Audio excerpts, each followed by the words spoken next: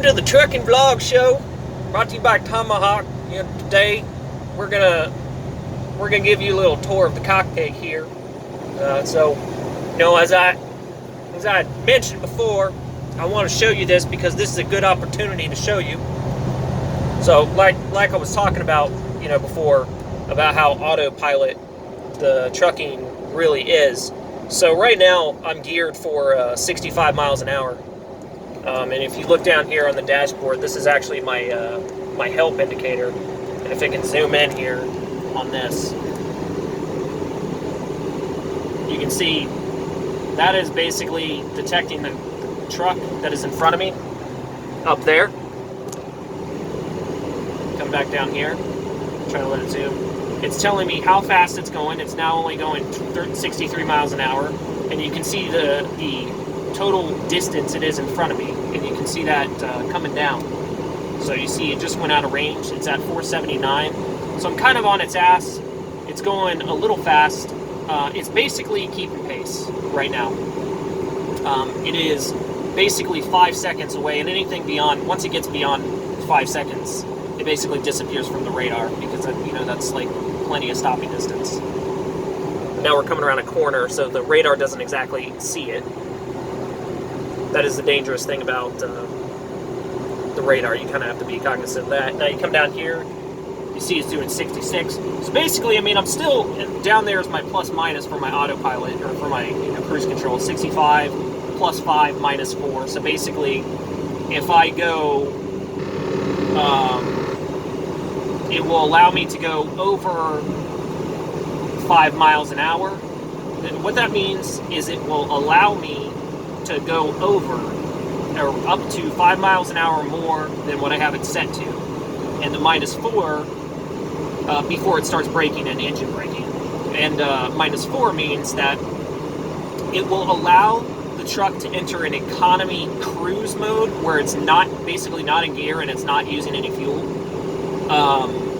Basically while I'm coming up a hill. So like the radar will see, the radar will basically see, it knows the terrain way ahead, is kind of what I'm getting at. So what will end up happening is if it sees there's a bunch of climbing hills ahead and you're coming up on a long downgrade, as you're coming up to the crest of the hill, it'll actually stop accelerating and it'll let the truck slow down on its own to conserve gas up to minus 4 miles an hour from whatever you have it set to. And then it will basically allow the truck to regain speed on the downgrade. So that's what that setting does. But what this is doing right now is this is legitimately just, it's legitimately just, following this truck that's in front of me. Now, that's not really hard considering the fact that we're both going the same pace. This actually might even be a prime truck that's in front of me. It kind of looks, the back end of it looks like it might be a prime truck. But on my own speedometers, like on my GPS radar, I'm not going more than, I'm keeping pace at 64 miles an hour. Sometimes it creeps up to 65. But, this isn't really affecting me because he's going just fast. He's going fast enough to stay ahead of me, and but not slow enough to where it basically becomes an issue where my truck would naturally slow down as a result of the, of him slowing down, which is what it would do. If it detected him slowing down and he got within like 300 feet down there, he would, my truck would automatically slow down. It would apply light braking and it would apply engine braking to basically bring the truck to a pace with, whatever's in front of me, and that's that. And this would continue to remain active through dead stop. So if everything comes to a dead stop, like I said, you just kick this thing on and it literally will crawl through dead stop traffic for you automatically. No input, no braking input, nothing. And it's honestly actually a lot safer to do it that way because a lot of times in those kind of situations you can get a little gas happy and brake happy and whatnot. And yeah, that's kind of the general idea of it here. Let me turn my lights off so the cop doesn't see what I'm doing here. But you can see the truck ahead of me here. He's way ahead of me. Here comes a car on my left. I can't really... Now, if he were to actually pop in front of me, which he's not going to do that because there's a car, this indicator down here would pick him up, and it would tell me exactly how fast he's going. So, yeah, I mean, it's really neat technology.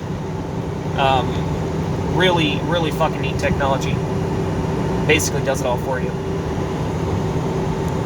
And that's pretty much it. There's not really much more to it. It's really that simple. And that's a really nice, one last thing about this box here. So that you can see like the line indicators right there. So actually, I'll give you a little test here. It will actually start to light up red if I get too close to one line. I'm going to go over to the right line here, and you'll see it. Maybe. Before it even beeps on me. There it is. So it didn't happen before it beeps, but sometimes it'll actually pick it up before the alarm even goes off. But it'll tell you. And then that kind of the boxed in area with the dash lines there, that's basically an indicator of your safe stopping distance. So anything that's outside of in front of that is well within your stopping power, and anything that's basically inside that box is getting close to being outside of your optimal stopping distance. And the little truck icon on the radar, which I can't see right now because he's too far ahead, but the truck icon in that radar, if it gets too close to you in the box on that radar, the back of the truck will actually turn yellow, indicating to you that you need to increase your follow distance because you're following too close and you're not within optimal stopping distance. Another thing that'll happen in that situation is the dash will light up and it'll like kind of beep at you, and it'll say